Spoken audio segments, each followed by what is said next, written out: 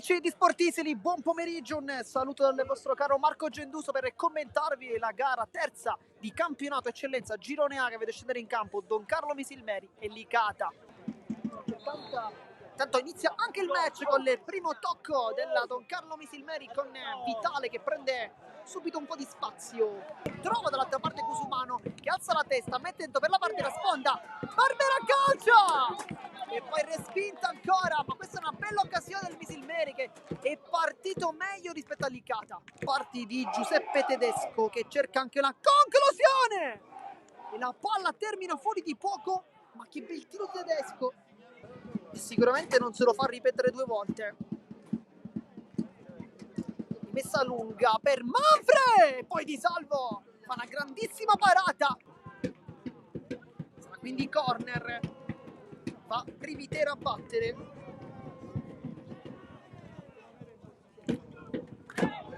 Tutta corta con la piana, Privitera sul secondo palo, Di Salvo smanaccia sul fondo, può crossare, vediamo Agolli, traversa sul secondo palo, la controlla Cusumano che può calciare, ci ripensa, è difficile da lì, Flores, traversone, Barbera di testa e poi la parata di calciare, non riesce, va sul destro, poi Agolli, traversone per il colpo di Barbera, poi Cusumano non la tiene in campo, era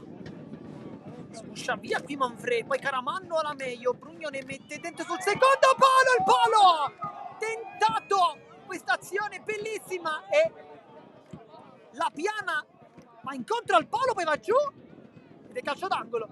va credo Flores, gli occhi non vuole calciare, va Flores, Valenti e poi con l'esterno si appoggia, Arario può avanzare, va sul destro, la tocca, la sporca come può, poi traversone dentro e Manfred prova ancora un'acrobazia. Vediamo se c'è ancora tempo perché siamo al minuto 93, mancano 10 secondi, ma va bene così, finisce la partita, non si fanno male Misilmeri e Licata, si dividono un punto e finisce dunque con il risultato di 0-0.